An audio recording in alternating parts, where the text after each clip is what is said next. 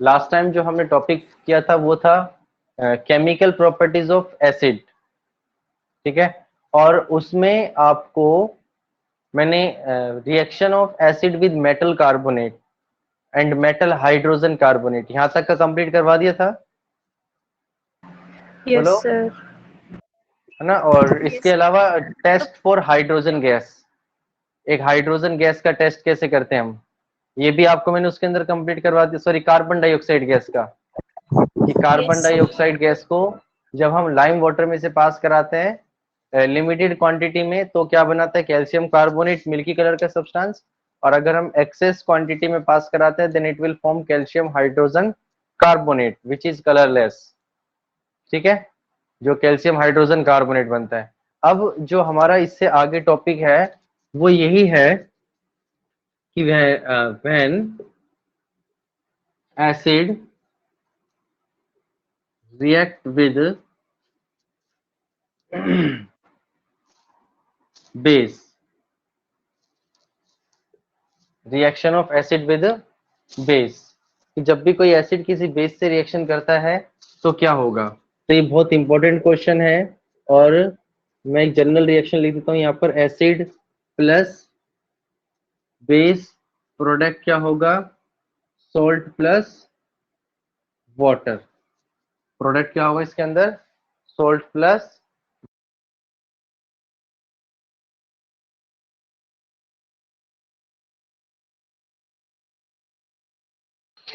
Salt plus water. So इसका reaction का एक नाम दिया जाता है जिसको क्या बोलते हैं हम, न्यूट्रलाइजेशन रिएक्शन। क्या बोलते हैं इस रिएक्शन को, न्यूट्रलाइजेशन रिएक्शन। आवाज आ रही है Komal? Now it's coming.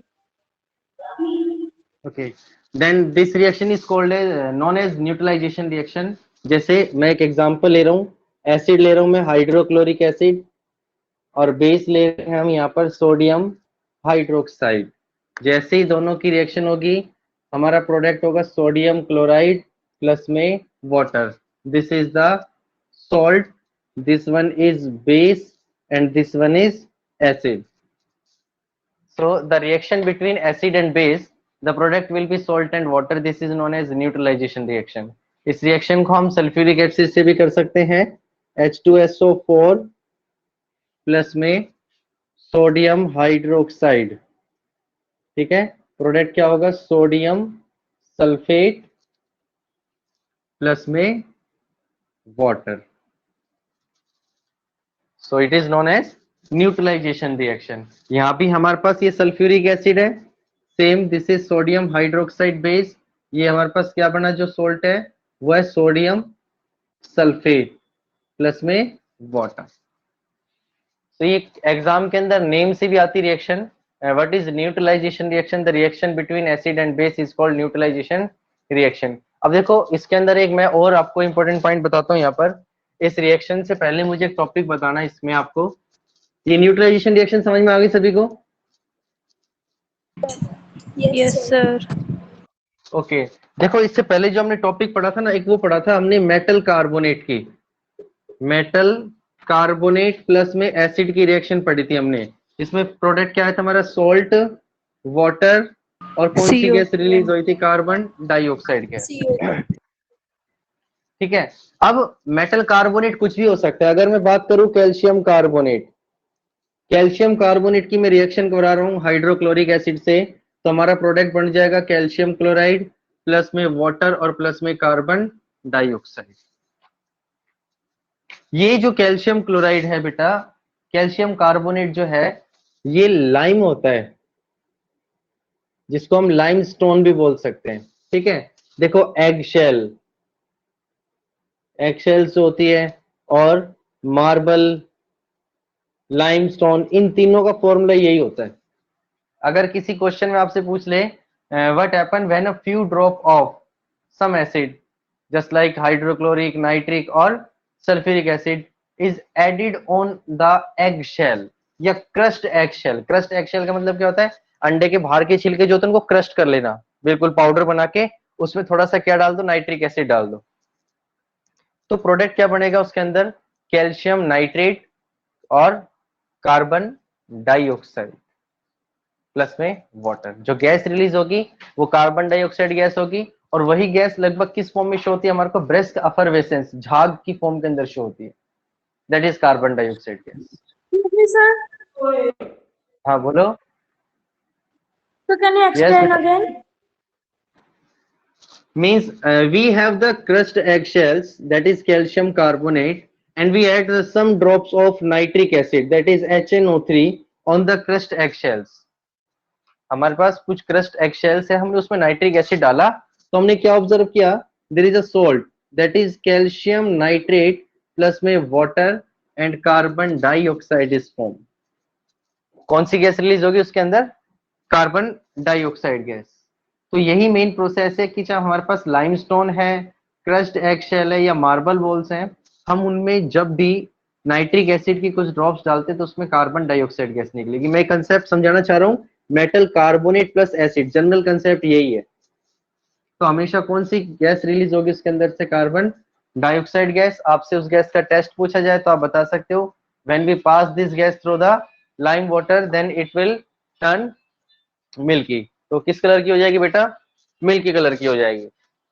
Is it clear, समझ Yes, में आया? sir. Yes, sir. Yes, sir. Okay. Next आता है इसके अंदर, जैसे हमने एसिड और बेस की रिएक्शन की है, अब इसमें कुछ ऐसे सब्सटेंस होते हैं, आपने एक पॉइंट क्लियर करा कि उसको न्यूट्रलाइजेशन रिएक्शन बोलते हैं हम, एसिड और बेस की रिएक्शन को।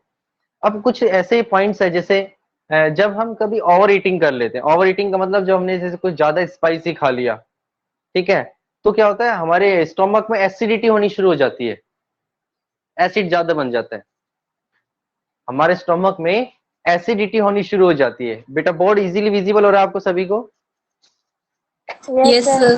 Yes, sir. ओके। तो उस एसिडिटी से रिलीफ पाने के लिए हम क्या करते हैं, कुछ ऐसे सब्सटेंस लेते हैं जो उस एसिड को खत्म कर दे, न्यूट्रलाइज कर दे। वो क्या ले सकते हैं हम, बेस ले सकते हैं, क्योंकि एसिड जो है वो किससे न्यूट्रलाइज होते हैं, बेस से न्यूट्रलाइज होते हैं। But we can not take the strong bases, हम स्ट्रॉन्ग बेस भी नहीं ले सकते। उसमें हम क्या लेते हैं, उसमें हम लेते हैं माइल्ड बेस। क्या लेते हैं, माइल्ड बेस का मतलब क्या होता है, वीक बेस, और इनका दूसरा नाम होता है एंटासिड्स। क्वेश्चन आता है कई बार, what are antacids, give example. Antacids are the mild base, weak base which neutralize the excess amount of acid formed in our stomach.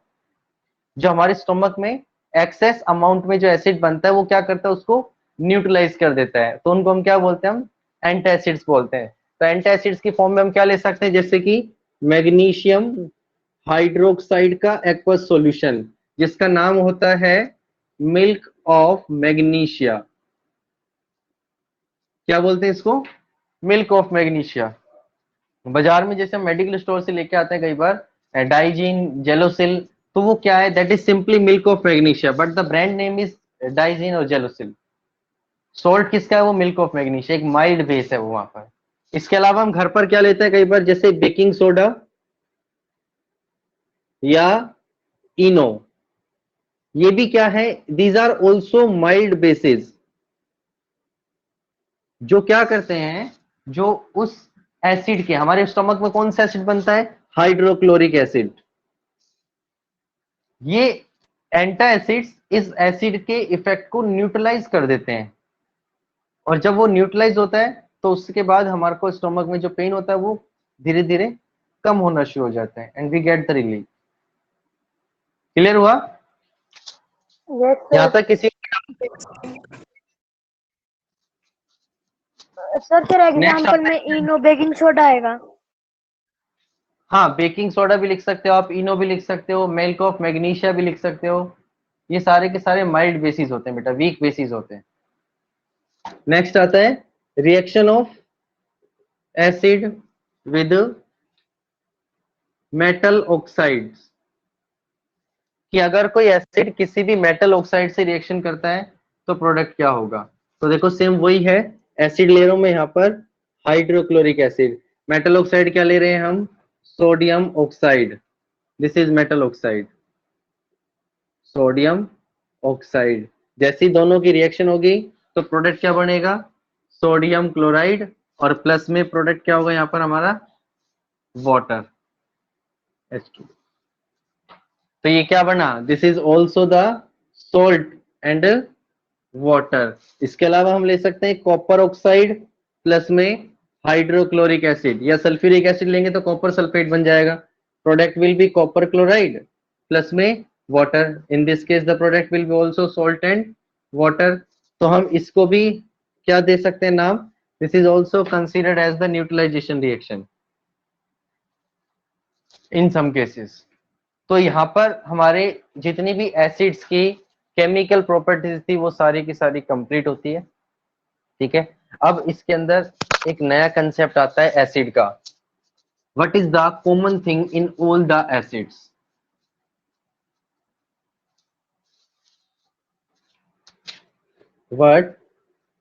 what is the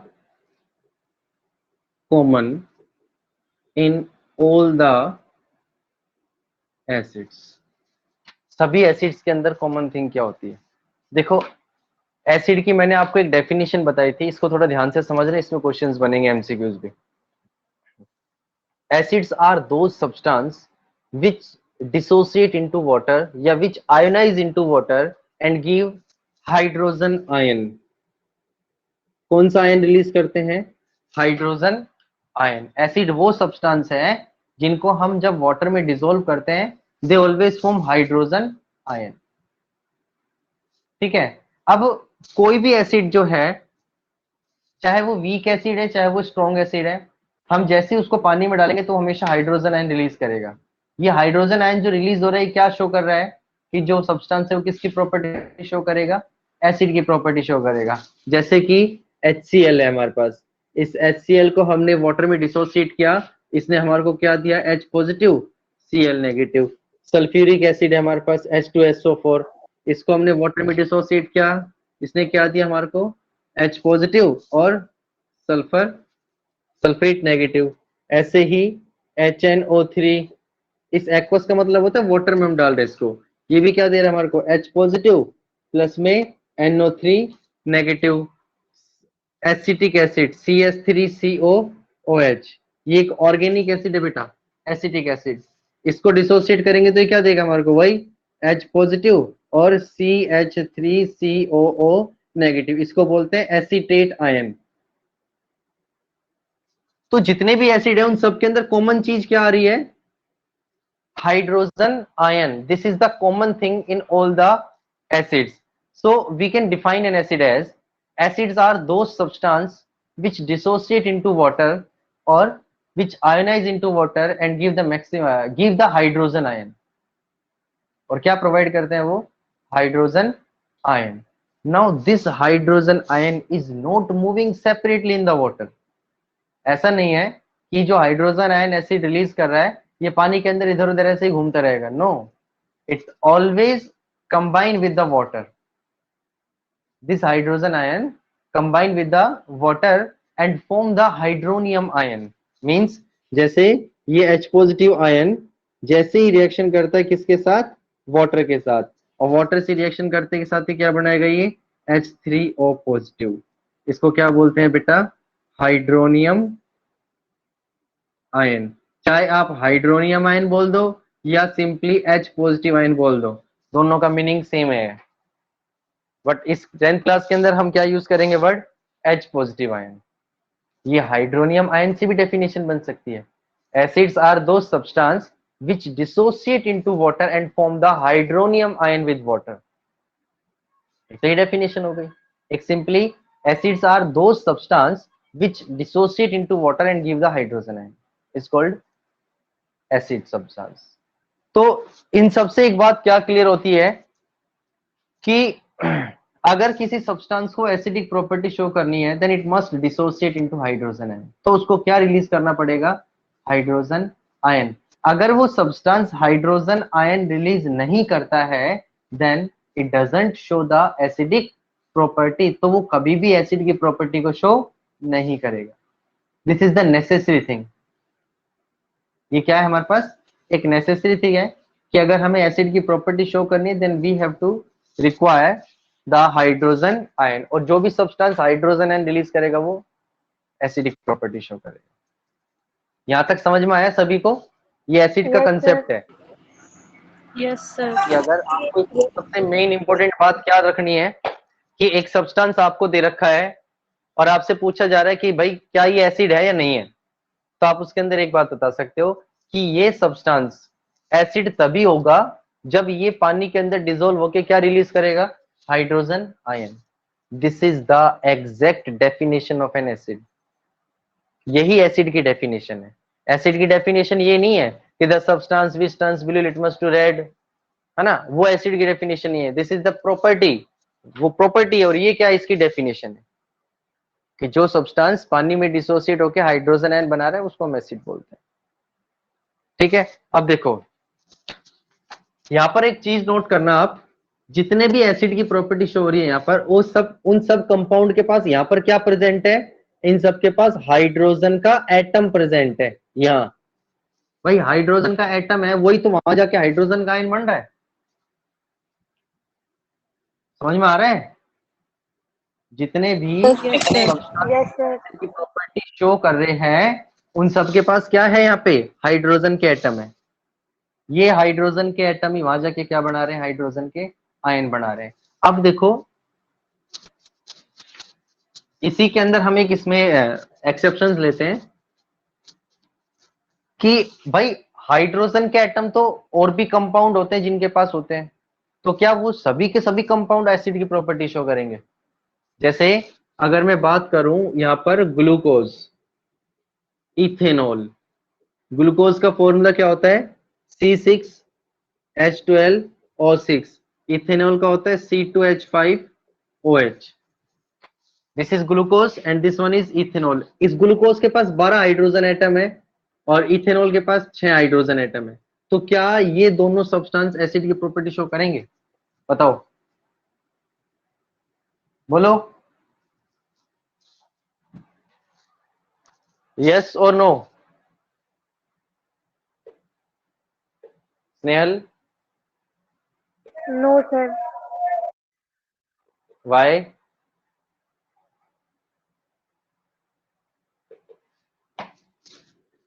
These substance does not show the properties of acid। उसका reason क्या है, क्योंकि जो hydrogen atom in substance के अंदर present है it does not dissociate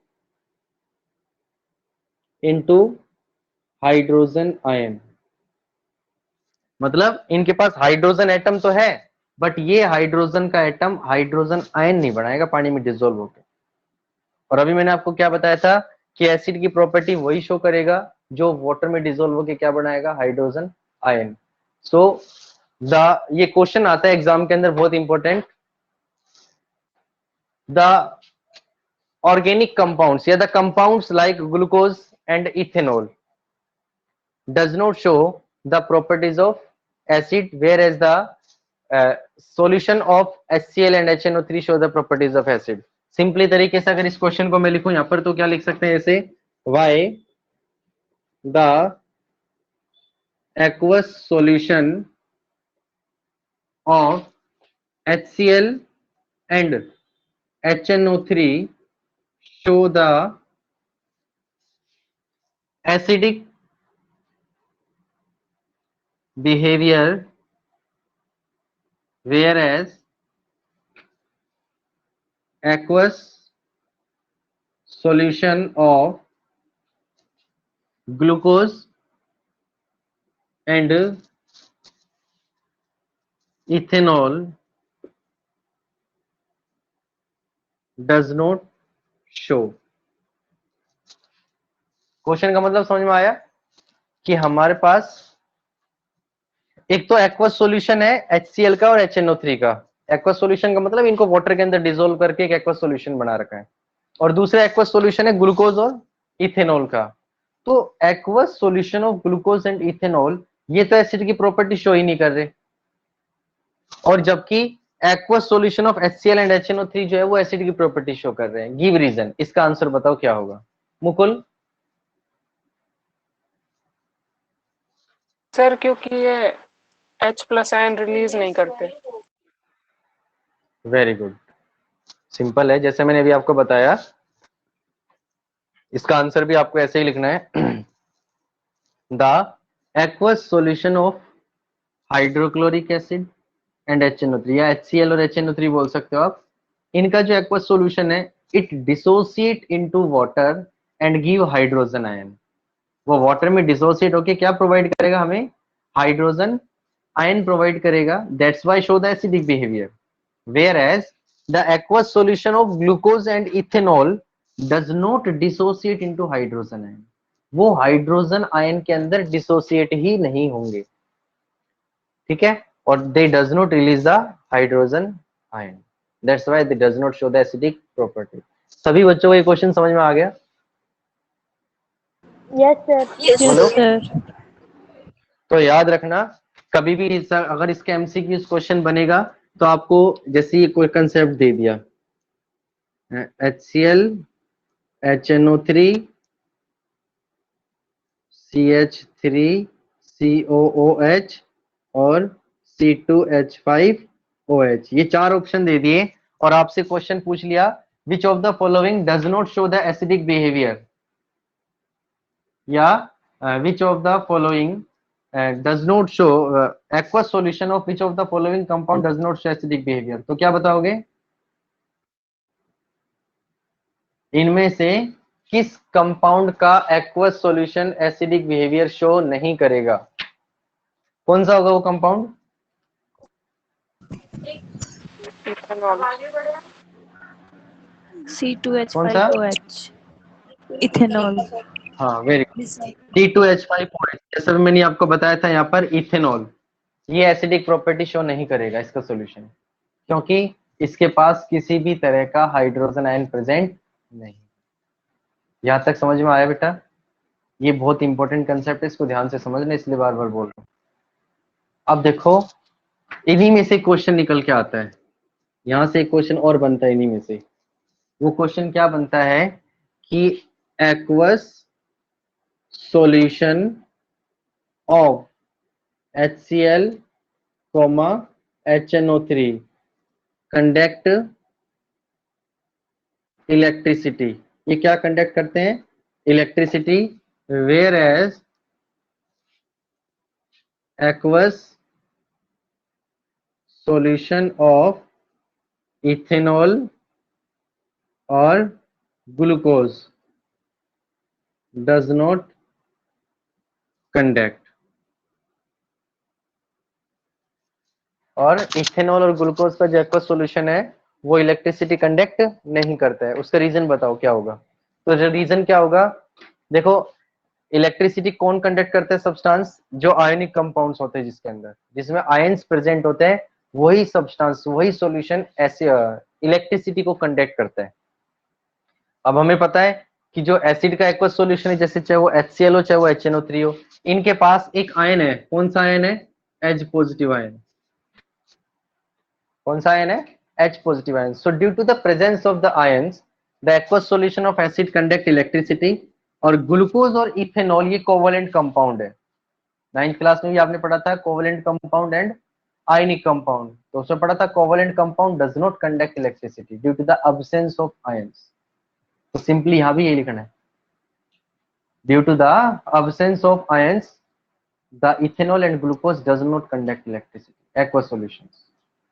समझ में आया बेटा ये क्वेश्चन? Yes, sir. बोलो, किसी बच्चे को कोई doubt? Anyone? No, sir sir. एक बार बता दो। है बेटा? सर एक बार और बता दो। देखो, एक्वस सॉल्यूशन HCl और HNO3 जो है वो इलेक्ट्रिसिटी कंडक्ट क्यों करते हैं?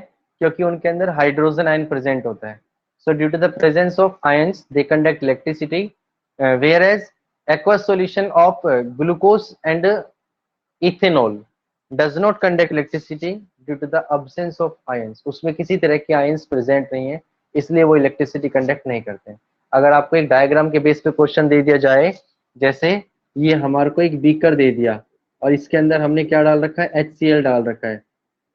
ठीक है, एक सेटअप लगा के दे रखा है यहाँ पर पूरा, और यहाँ पर क्या लगा रखा है, एक बल्ब लगा रखा है।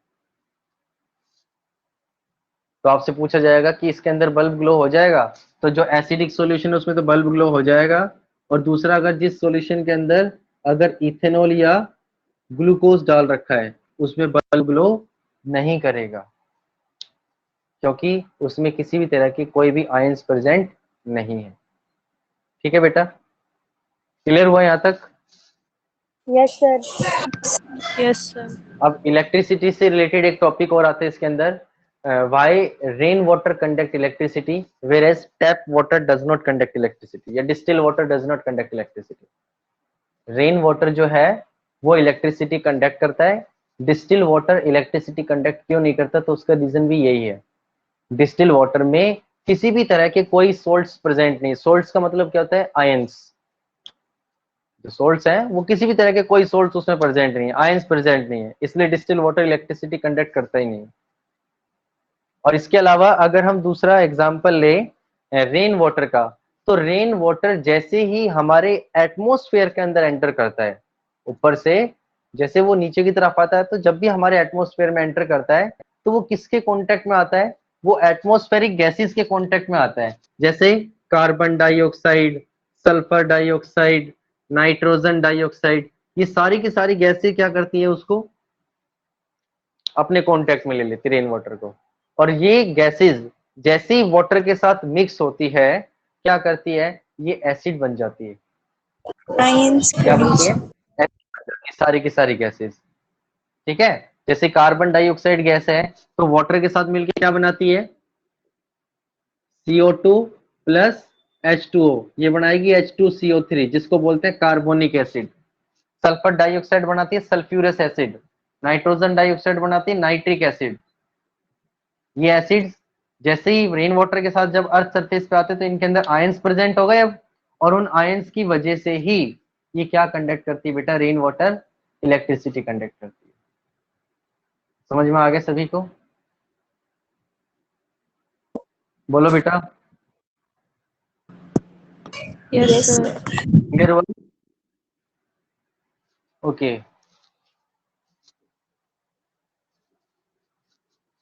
नेक्स्ट इसमें टॉपिक आता है हमारा कि एसिड जो है वो अपनी प्रॉपर्टी सिर्फ किसकी प्रेजेंस में शो करता है, वाटर की प्रेजेंस में शो करता है।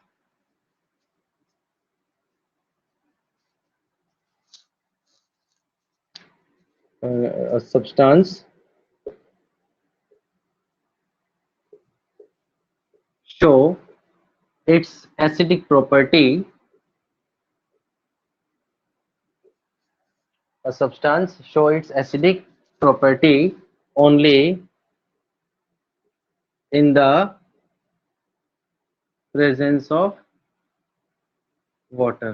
Without water acid does not show its acidic property. पानी के बिना एसिड कभी भी अपनी प्रॉपर्टी को शो नहीं करता। इसका एक एग्जांपल है, जैसे सपोज करो हमारे पास HCl गैस है। कौन सी गैस है, HCl गैस। HCl गैस कैसे बनाई, सोडियम क्लोराइड लिया एक बीकर के अंदर, उसमें सल्फ्यूरिक एसिड मिक्स कर दिया। जैसे एक बीकर है, इसमें क्या लिया हमने, सोडियम क्लोराइड, और इसमें क्या मिक्स कर दिया ऊपर से, sulphuric acid drop wise mix करा।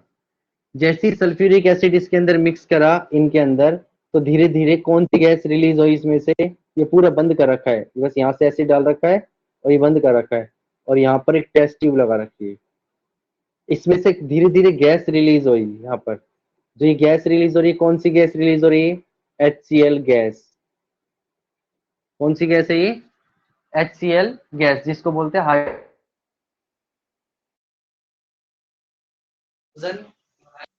गैस। अब दूसरा, जैसे ही हम एसिड की अगर हम बात करें कि सब्सटेंस एसिड की प्रॉपर्टी शो करेगा या नहीं करेगा, हमने क्या किया, इस टेस्ट ट्यूब के पास यहाँ पर हम एक ब्लू लिटमस पेपर लेकर आए। क्या लेकर आए, ब्लू लिटमस पेपर। उस ब्लू लिटमस पेपर पे इस HCl गैस को पास करवाया। इसको पास करवाया HCl के ऊपर, ठीक है। जैसे ही हमने HCl गैस को पास कराया तो हमने क्या देखा कि इसका जो कलर था वो ब्लू का ब्लू है, इसका कलर रेड में चेंज नहीं हुआ। There is no change in the colour of blue litmus paper, there is no change in the colour of blue litmus paper. Blue litmus paper के colour में किसी तरह का कोई चेंजमेंट नहीं आ रहा। अब वो शो क्या कर रहा है, ये शो ये कर रहा है कि जो ये HCl है ये एसिड की प्रॉपर्टी शो नहीं कर रहा। HCl जो है it does not show the properties of acid, क्योंकि अगर ये एसिड की प्रॉपर्टी शो करता तो ब्लू लिटमस को किसमें चेंज कर देता, रेड के अंदर, बट इसमें रेड के अंदर चेंज ही नहीं किया। अब हमने क्या किया, ये जो हमने लिटमस पेपर लिया था ब्लू लिटमस पेपर, हमने इसको गीला कर लिया थोड़ा सा। जो moist blue litmus paper, dry litmus paper था उसको क्या कर लिया हमने, मॉइस्ट कर लिया, मतलब गीला कर लिया थोड़ा सा।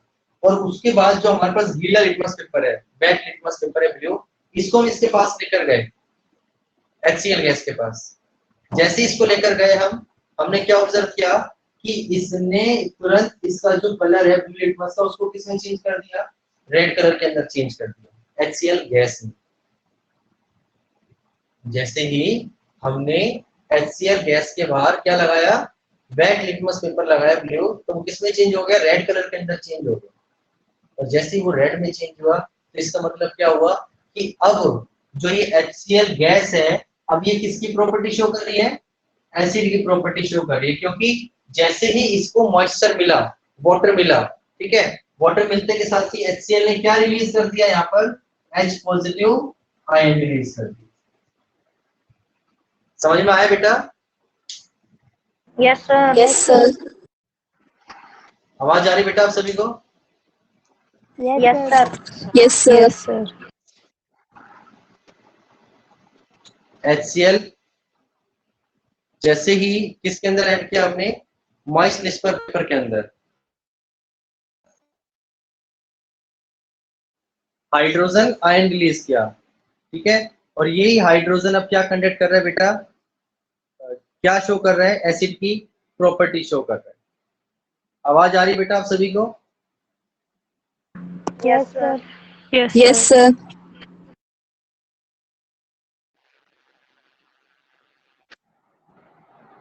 So now this is the concept why a substance show acidic property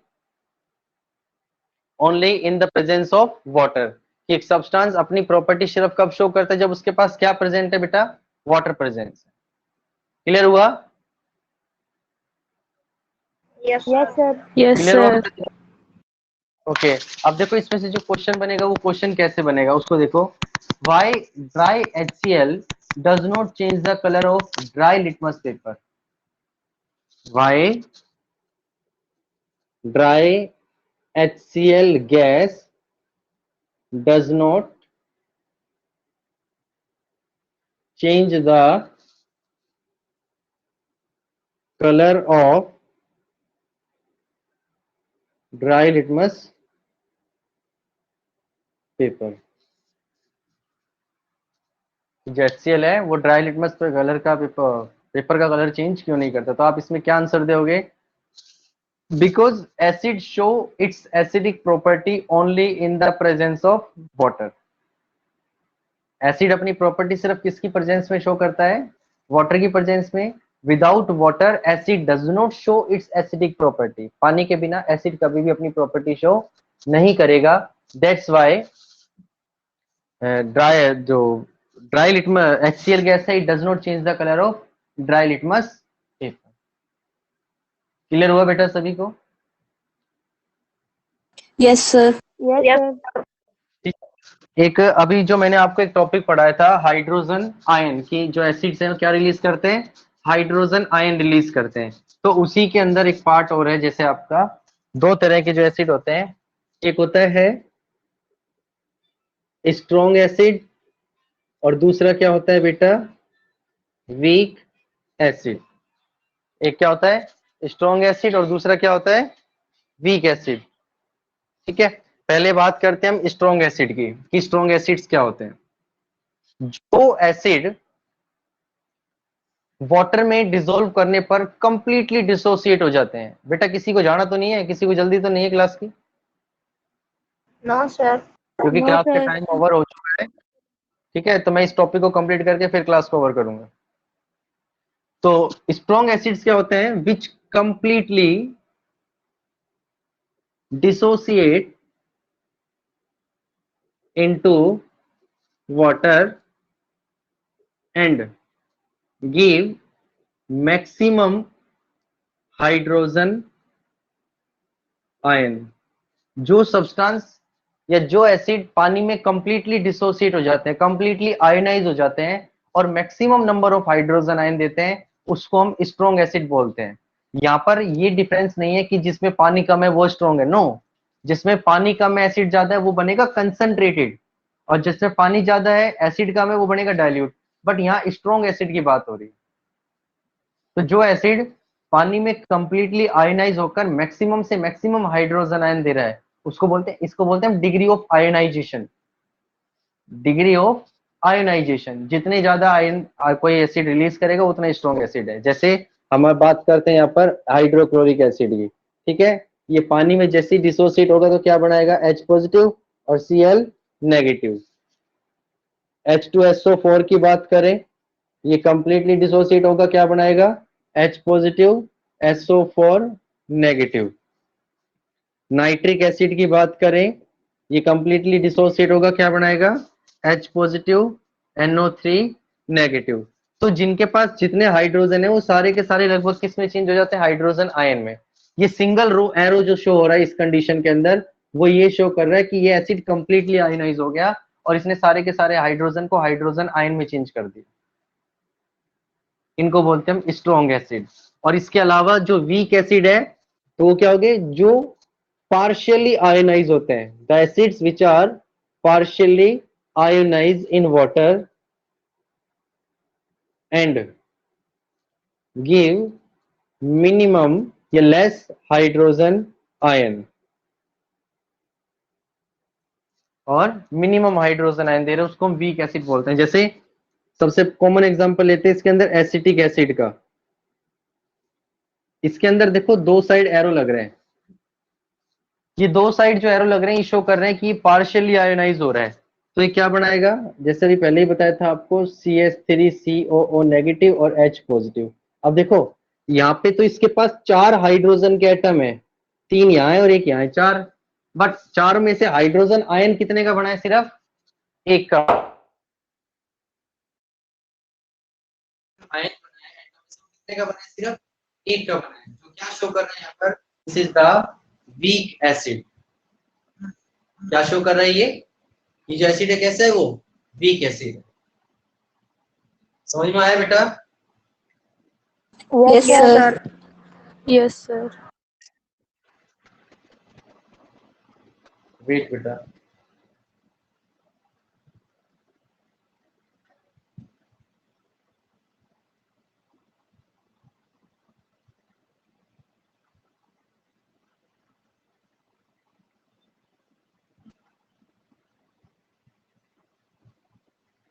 समझ में आया बेटा आप सभी को? Yes, sir. Yes, sir. Yes, sir.